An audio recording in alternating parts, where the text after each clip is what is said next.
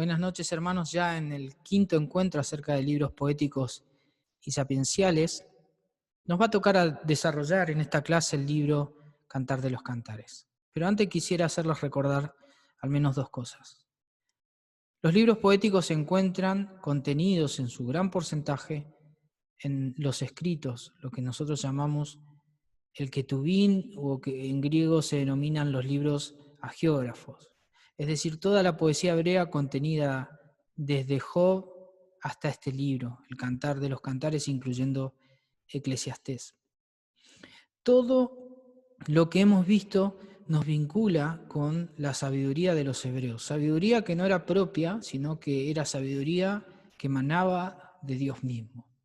Fueron los monarcas llenos de la sabiduría de Dios, inclinados hacia Dios, quienes han escrito tanto de la poesía que nos ha sido de bendición a nosotros. Pero el principio de la sabiduría es el temor del Señor, y eso lo dice en Salmo 111:10, en Proverbios 1:7. En definitiva, el autor de Eclesiastés nos va a decir en el último capítulo que el todo del hombre se resume en temer a Dios y guardar sus mandamientos. Este segundo aspecto es muy importante porque estos libros nos tratan de decir algo en cuanto a cómo vivir, pero no el cómo vivir por simplemente vivir, sino el cómo vivir en todas las facetas, sea la faceta de nuestra devoción hacia Dios, sea la faceta del problema o la situación de sufrimiento, sea la faceta de la relación con lo cotidiano, como vimos en el libro de los Proverbios, o en el amor matrimonial, como quizás podríamos aprender a través de este libro, o en nuestra vida cotidiana, como vamos a ver en el desarrollo del libro de Eclesiastés. Todas estas cuestiones tienen un propósito, y es hablarnos acerca de Dios y cómo vivir en conciencia de su presencia. Sabemos de su misericordia, sabemos de su justicia.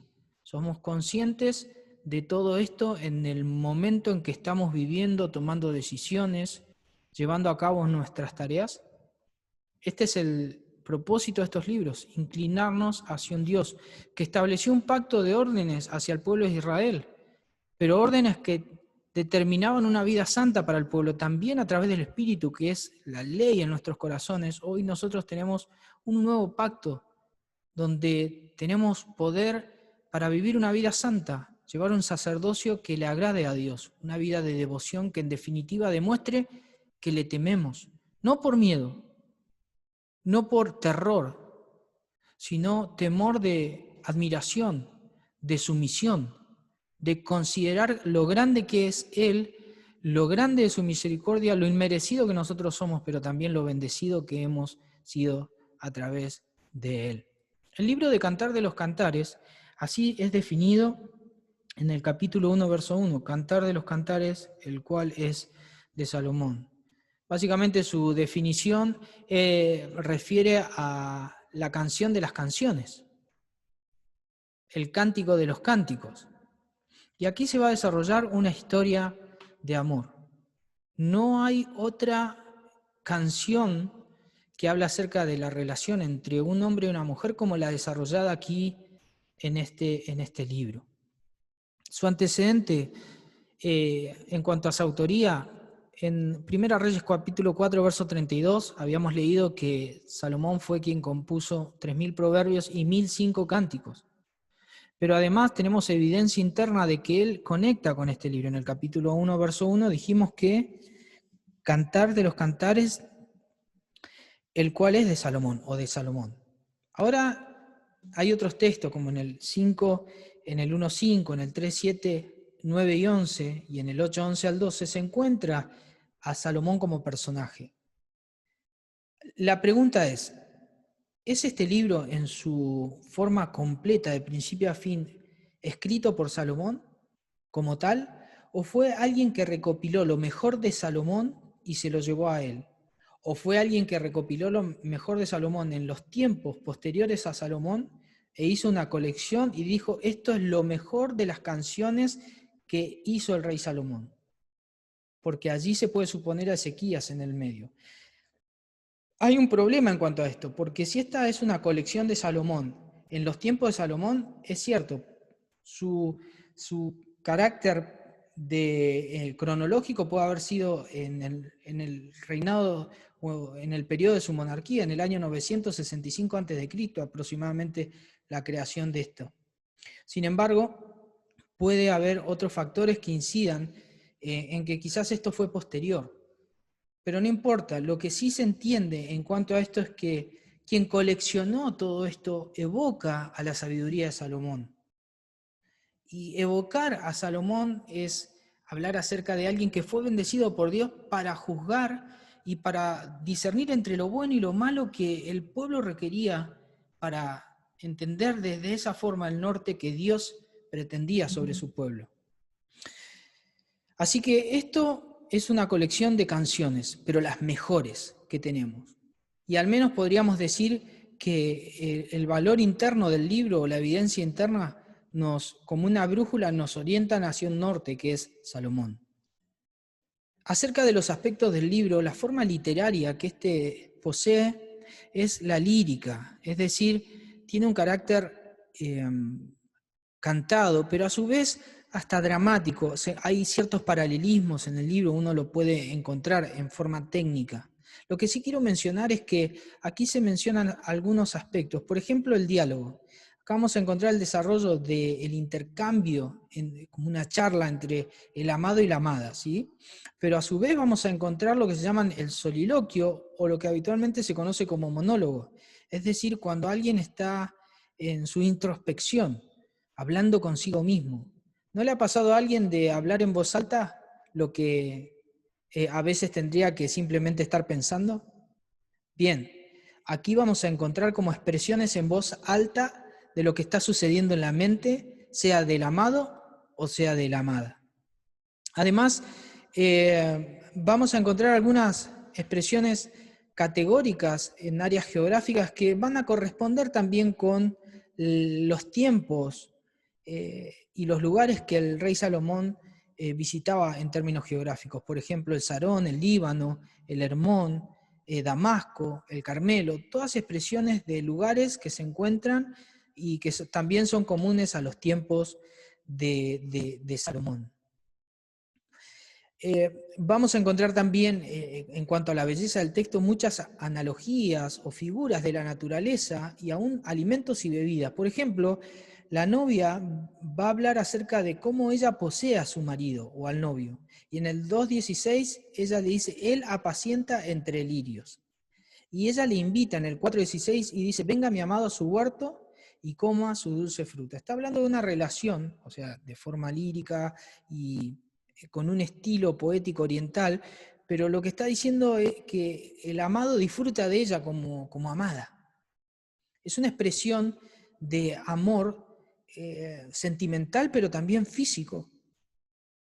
Y esto no tiene nada que ver con un problema, con un tabú, como en muchos tiempos se habló acerca del matrimonio y aún de la unión sexual en el mismo. No hay tabú cuando esto está dentro del contexto del matrimonio monogámico que Dios ha creado, en los límites que Él ha puesto, no solamente en la relación, sino también en cuanto al amor sexual, podríamos decir.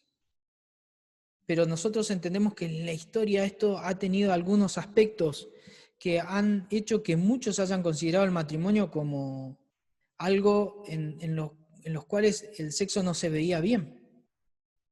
Por eso hay algunas connotaciones que hace Scofield sobre esto y dice, tanto en contra del ascetismo como la lujuria, que son las dos maneras en que la santidad del matrimonio se profana, en este libro vamos a encontrar un amor que tiene tanto pureza en lo sentimental como en lo relacional y el compromiso que esto implica, también en los aspectos que pueden evocar alguna idea de lo sexual. Él se refiere a ella como dice, he recogido mi mirra y mis aromas, he comido mi panal y mi miel, mi vino y mi leche he bebido en el capítulo 5, verso 1.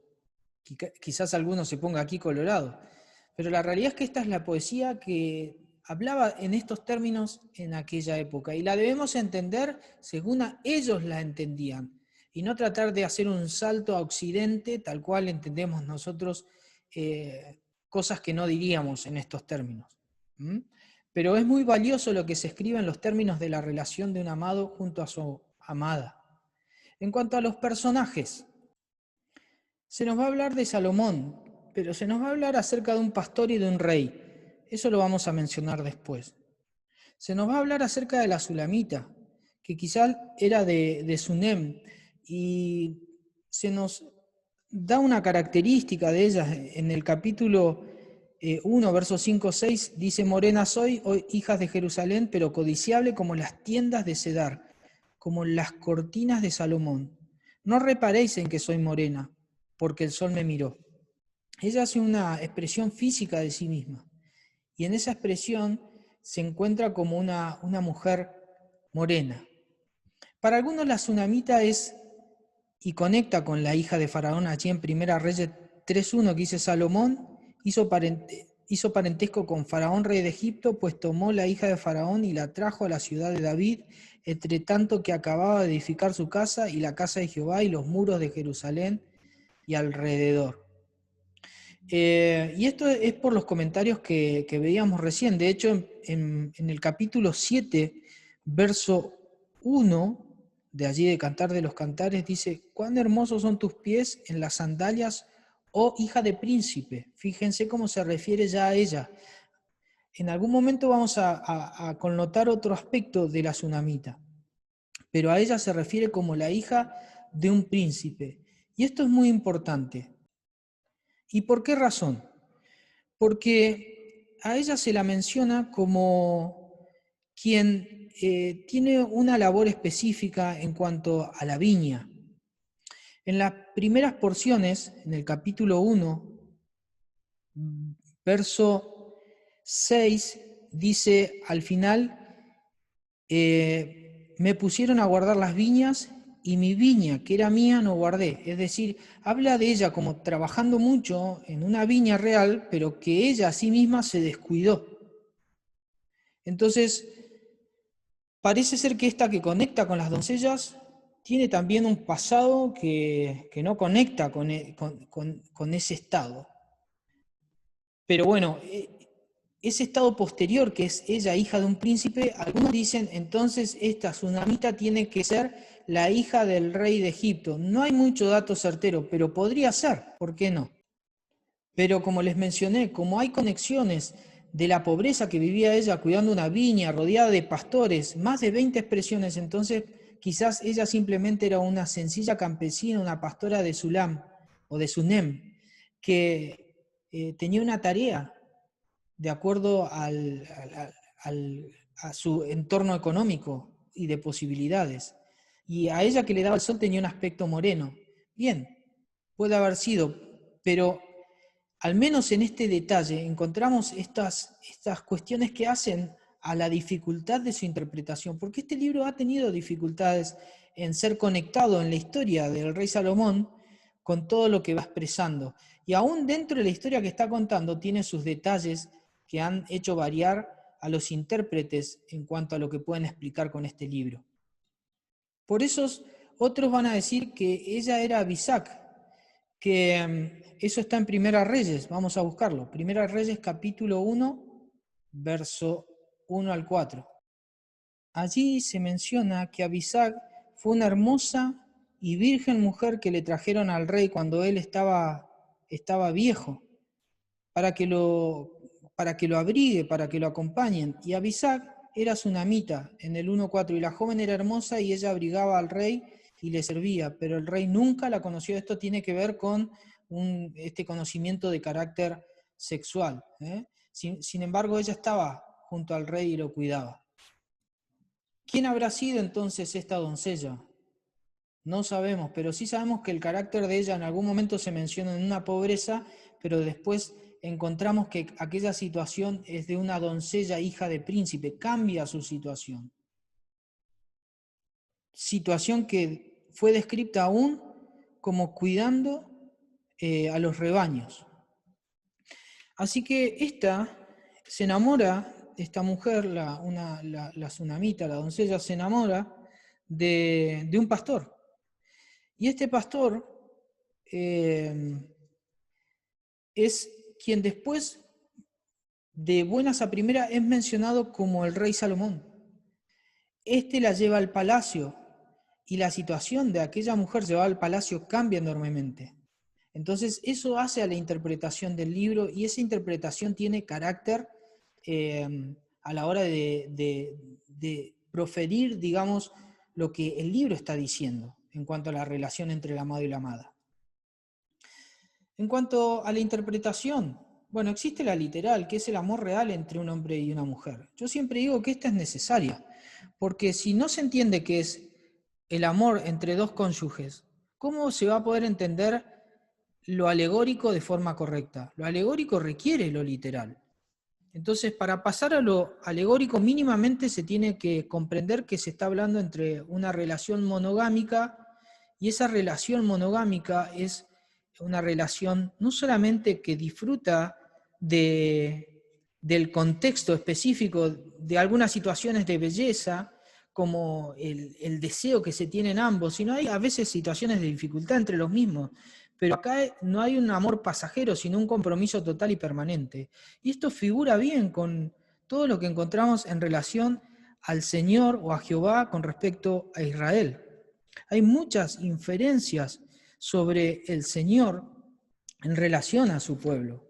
Algunos ven que esta es la historia desde Abraham hasta el Mesías. Y otros ven que esta es la historia de la peregrinación del pueblo de Israel desde Egipto hasta la tierra prometida.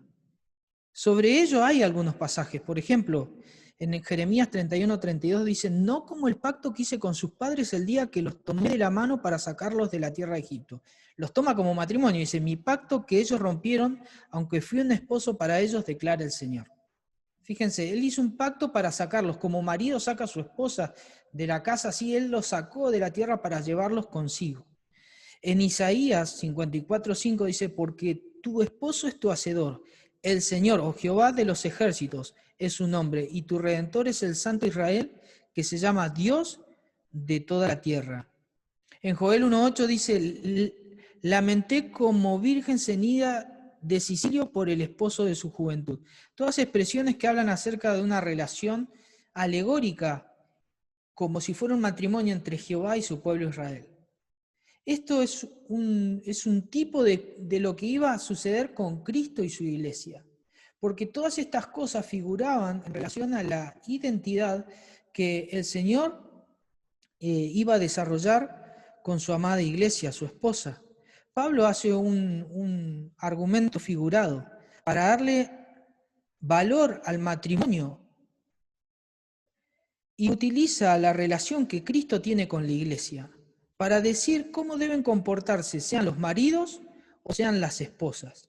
Maridos, amad a vuestras mujeres, así como Cristo amó a la iglesia y se entregó a sí mismo por ella para santificarla, habiéndola purificado en el lavamiento del agua por la palabra, a fin de presentarla a sí mismo como una iglesia gloriosa que no tuviese mancha, ni arruga, ni cosa semejante, sino que fuese santa y sin mancha. Así también los maridos deben amar a sus mujeres como a sus mismos cuerpos. El que ama a su mujer, a sí mismo se ama. Porque nadie aborreció jamás su propia carne, sino que la sustenta y la cuida, como también Cristo a la iglesia. Así que todas estas inferencias, dice: las casadas estén sujetas a sus propios maridos como al Señor. Todas estas expresiones conectan entonces de forma alegórica con la iglesia, y se pueden utilizar estos pasajes para hablar de esa relación y fortalecer el vínculo que existe entre el Señor y sus hijos. Y finalmente el típico, que tiene que ver con una relación figurada, pero reconociendo su base histórica, que es habitualmente la conexión literal y la alegórica, ¿sí? No hacerla ambigua o separarla demasiado, sino que esté en conexión histórica con la misma. En cuanto al bosquejo del libro, nosotros vamos a encontrar aquí el desarrollo entonces de una historia que va a pasar de pobreza, podríamos decir, a una situación de cambio y de riqueza. Porque va a pasar de la relación de una mujer que está en una viña y aún en el contexto de los pastores, es decir, una situación económica común para la época, a una situación donde hay un rey junto a su doncella, hija de príncipe. Así es comparada. Ese cambio ha hecho que la interpretación se vuelva variable. Dice, Scrooge considera que la tsunamita está enamorada de un pastor, pero es Salomón el que la lleva al palacio para hacerla su esposa. No obstante, ella dice, piensa y sueña con su pastor, y a pesar de los intentos de Salomón de conquistarla, ella conserva con su novio pastor que ha llegado para sacarla de Jerusalén, y al final logra para irse a vivir ella con él juntos. Sin embargo, hay muchísimos autores que piensan, como yo creo en este caso, que se interpreta la historia de alguien que se enamora de un pastor que finalmente es el mismísimo Salomón, y ese Salomón es el que transforma la situación de la amada. No necesariamente porque no haya conexión entre los diferentes fenómenos que se van dando entre el pastor y el rey, y entre la que cuida la viña y la doncella, se cambien en sí mismos los personajes, o cambien los personajes. Parece ser que es la historia simplemente una transición de cuando ella quizás conoce a aquel pastor que finalmente termina a ser el rey Salomón, y enamorados, ella cambia su situación simplemente porque la situación de su amado es la que condice con la de un rey. En este libro vamos a encontrar el valor del amor, la vacilación del amor, donde se van a hablar acerca de los temores que tienen los amantes en esta historia, la vivencia del amor, la verdad del amor y la victoria que finalmente el amor posee. En cuanto al valor del amor, quisiera que me acompañen a buscar el capítulo 1, verso 2-3. Yo voy a leer la NBI. Dice, si me besaras con los besos de tu boca, grato en verdad es tu amor más que el vino. Grata es también de tus perfumes la fragancia, tú mismo eres bálsamo fragante. Acá encontramos que la vivencia del amor requiere la persona, pero también su presencia. Es necesario que no solamente sea una relación romántica, sino que sea una relación que se exprese a través de un beso, a través del contacto físico que se da en estas expresiones del poder disfrutar, del poder oler, estas cuestiones de los sentidos, del palpar, porque el amor en un matrimonio tiene que ver con eso, ¿o no? Yo le preguntaría a alguien si está casado con alguien pero que nunca lo ha tocado. Es extraño, ¿no? Porque el amor y la vivencia de la relación entre un amado y una amada, entre dos esposos en el contexto del matrimonio, es esto de compartir la vivencia que tiene que ver con lo sentimental, con lo espiritual, pero también con lo físico, porque Dios así lo ha querido. También se encuentra en esta fracción el valor de ser amado.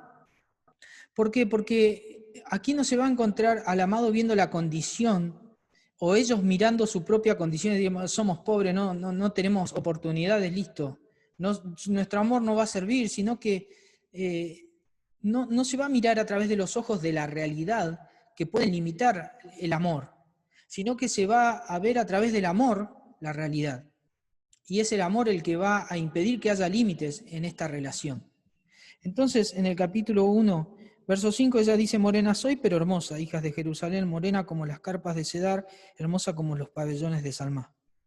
No se fijen en mi tez morena, etc. Y él va a decir de ella, desde el verso 8 al 11, le dice, si no lo sabes, bella entre las bellas. Ve tras la huella del rebaño y apacienta a tus cabritos junto a la morada de los pastores. Tú y tus adornos, amada mía, me recuerdan a las yeguas enjaezadas de los carros de Faraón. Este término nunca se me ocurrió decírselo a Valeria, mi esposa, pero no concuerda con la poesía de Occidente en nuestra contemporaneidad.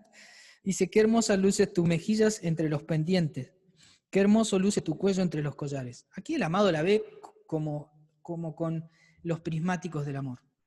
Y finalmente el compromiso que hace al amor. Es un compromiso que se disfruta en un tiempo, y ese compromiso es perdurable y se complace en el otro. No es un compromiso egoísta, no es porque quiero satisfacer mi propio deseo, sino que busco complacerte. Dice, como el lirio entre los espinos, así es mi amiga entre las doncellas. Yo sé distinguirte. Habrá muchas doncellas, pero las doncellas, el resto son espinos para mí. Yo sé encontrar el lirio, sé encontrar a quien amo, sé distinguirlo por sobre el resto de los demás. Esto es lo que nos habla acerca del valor del amor. El valor del amor, obviamente, en el contexto de una pareja.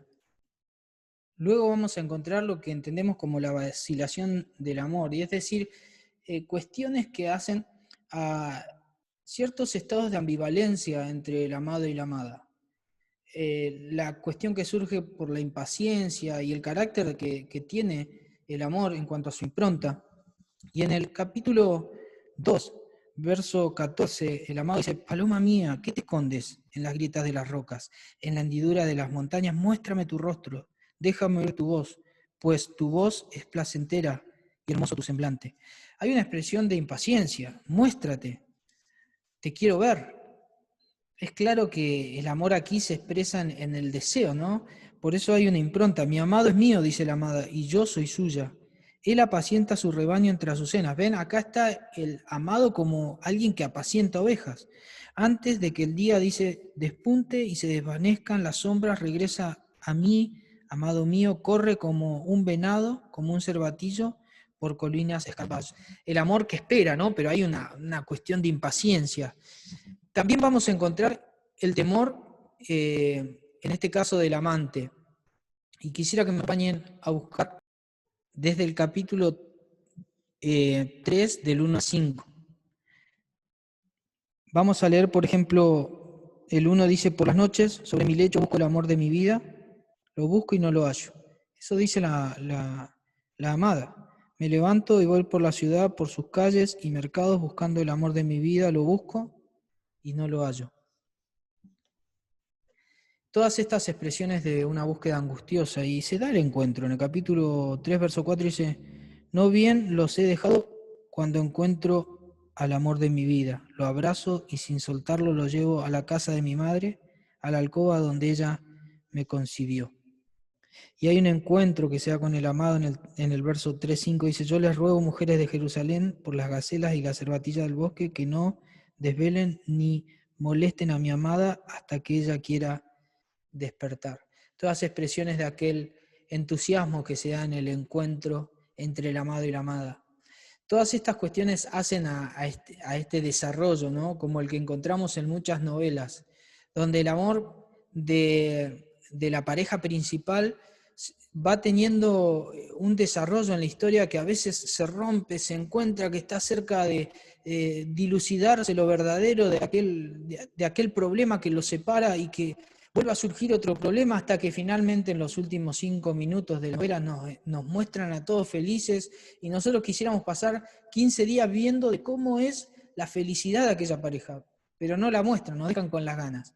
Bueno, acá encontramos un poco el detalle de esa cuestión de búsqueda del amor, cierta celosía, cierta cuestión de impaciencia, una búsqueda angustiosa, pero cuando se da el encuentro entre ellos dos es un encuentro serio que tiene carácter de no una cuestión superficial, sino de permanente, de un compromiso total, donde el amado y la amada son capaces de distinguirse entre el resto de los amados o las doncellas, como así se mencionan.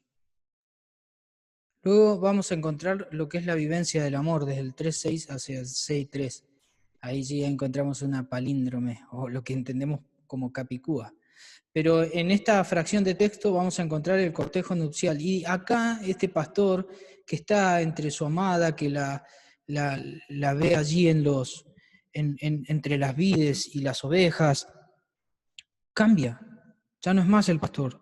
Dice el 3.6, ¿qué es eso que sube por el desierto semejante a una columna de humo entre aromas de mirra e incienso, entre exóticos perfumes?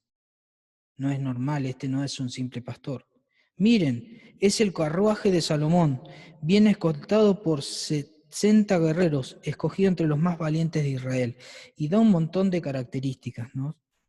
Y dice en el 11, salid, oh doncellas de Sión, y ved al rey Salomón, con la corona con la que le coronó su madre en el día de su desposorio, y el día del gozo de su coronación. Aquí vemos un cortejo nupcial en donde el que viene por la doncella tiene características de un rey. Y vamos a encontrar confesiones del amado hacia la doncella, un interés que la propia amada despierta desde el 4.1 hacia el verso 7, y lo que sería una invitación mutua hacia el encuentro, desde el capítulo 4, verso 8, hacia el 5.1. Quisiera leerles el 4.7, dice: toda tú eres hermosa, amiga mía, y en ti no hay mancha. El verso 8 del 4 dice: ven conmigo desde el Líbano, oh esposa mía. Desde las cumbres de Senir y de Hermón, desde las guaridas de los leones, desde los montes de los leopardos. Prendiste mi corazón, hermana, esposa mía, has apresado mi corazón con uno de tus ojos, con una gargantilla de tu cuello. Cuán hermosos son tus amores, hermana mía, esposa mía, cuántos mejores que el vino de tus amores. Estas expresiones son comunes entre ambos. Y vemos entonces cómo es la invitación mutua, porque ellos continuamente hacen este tipo de expresión. Y dice en el 5.1: yo vine a mi huerto, oh hermana, esposa mía, he recogido mi mirra y mis aromas, he comido mi panal y miel, mi vino y mi leche he bebido. Comed, amigos, bebed en abundancia, oh amados. Todas expresiones de confesiones de quienes se aman. Y finalmente se va a confirmar el amor.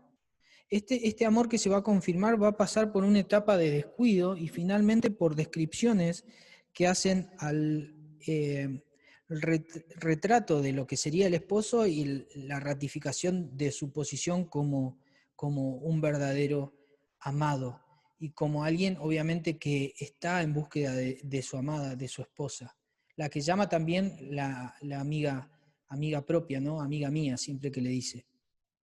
Por eso, caminando hacia el desenlace, vamos a encontrar la verdad del amor, desde el 6.4 al 8.4, donde vamos a encontrar el elogio que va del esposo, lo deseable de ella, y va a declarar lo importante que ella es. Por ejemplo, en el 6, capítulo 4, dice: hermosa eres tú, amiga mía, esto es lo que referíamos como Tirsa, de desear como Jerusalén, imponente como ejércitos en orden.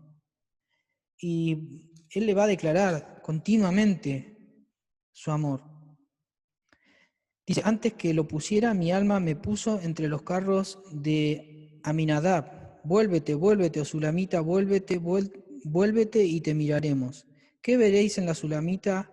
Algo como la reunión de dos campamentos. Y ella va a decir: cuán hermosos son tus pies en las sandalias, oh hija de príncipe, los contornos de tus muslos son como joyas, obra de mano, excelente maestro. Va a hablar de ella como el encanto que ella posee y el encanto que le atrae, que tiene que ver con lo sensual, con lo físico, con esto que es una atracción entre un hombre y una mujer, entre un esposo y una esposa. Después va a caracterizarla en el capítulo 7 de una forma muy específica a los tiempos. Va a hablar de su cuello, va a hablar de su vientre, de sus dos pechos, va a hablar de su nariz, de su cabeza. Dice el 7: sé qué hermosa eres y cuán suave, oh amor deleitoso. Y seguirá con su estatura y de cómo él va a recrearse en lo que su amada, su esposa, configura para él. Y eso le despierta el deseo, ¿no?, hacia él como un varón, un esposo amante. Y finalmente él se va a entregar a su esposa cuando en el verso 9, en la segunda parte, dice: yo soy de mi amado y conmigo tiene su contentamiento. Ella se va a entregar a su esposo, a su amado. Y aquí vamos a encontrar un poco el desenlace de esta historia. Un desenlace que es el desarrollo de la historia de amor en un contexto nupcial, una pareja que va desarrollando hasta llegar a la cuestión matrimonial. Así encontramos entonces finalmente la victoria del amor, donde ella le va a decir: quédate, Salomón, con las 1000 monedas y ustedes, aparceros, con 200, pero mi viña solo a mí me pertenece.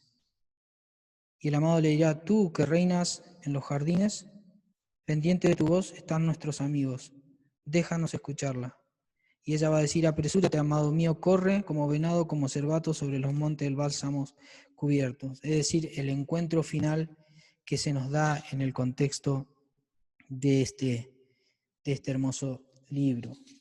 Es cierto, en el capítulo 8, verso 7, dice, ni las muchas aguas pueden apagarlo, ni los ríos pueden extinguirlos. Nada puede sobre un amor que se da en esta situación. Nada puede apagarlo, nada puede vencerlo. Por eso es la victoria del amor. En todos estos vaivenes que se desarrollan en este libro, en el cual hemos entrado de forma muy superficial, ustedes si lo desarrollan al libro en una lectura más profunda, van a encontrar algunos pasajes del texto donde hay ciertas tensiones en el desarrollo de esta historia. Pareciera ser que a veces se va a romper esto de el encuentro que ellos desean tener, pero finalmente cuando se da, nada puede apagar lo que surge de la unión entre el amor, entre el esposo y una esposa, entre el amado y una amada. Por eso este es un amor que puede figurar el amor finalmente que Cristo tiene por su iglesia, que el Señor mismo ha tenido por su pueblo Israel. Finalmente todo esto tiene que servirnos a nosotros para al menos llamarnos la atención en dos cuestiones. Primero, el vínculo en nuestro matrimonio, aquellos que están casados o aquellos que desean casarse. ¿Cómo será el desarrollo del mismo? ¿Acaso hay principios para el desarrollo de un noviazgo que poseen un matrimonio? ¿Hay principios para un matrimonio? ¿Puede este libro fortalecer algunos aspectos del mismo en lo sentimental, en lo físico? ¿Y cómo este libro fortalecerá todas aquellas nociones en cuanto al amor de Cristo por su iglesia? ¿Cristo me ama de la forma en la cual el amado ama a su esposa? ¿Cuáles son las características del amor de Cristo? Bueno, todo este libro puede ayudarnos en cuanto a esto. Y entendiendo esto, ¿no agradeceremos el amor que el Señor tuvo por nosotros siendo pecadores? Siempre me gusta Pablo cuando habla acerca de Romanos. En Romanos él menciona las misericordias de Dios en el capítulo 12, verso 1. Y él, 12 capítulos para atrás, u 11 capítulos para atrás, va a mencionarlas. Y entre una de esas misericordias va a decir en el capítulo 5, verso 8, mas Dios muestra su amor para con nosotros, en que siendo aún pecadores, Cristo murió por nosotros. Ese es el carácter del amor de un esposo hacia su esposa. Y así podríamos saber que Dios nos ama a cada uno de nosotros y agradecerlo. Así que hermanos, que el Señor les bendiga y bueno, ya nos queda una clase donde vamos a desarrollar el libro de Eclesiastés y finalmente algunas nociones del libro de Jeremías. Que Dios les bendiga.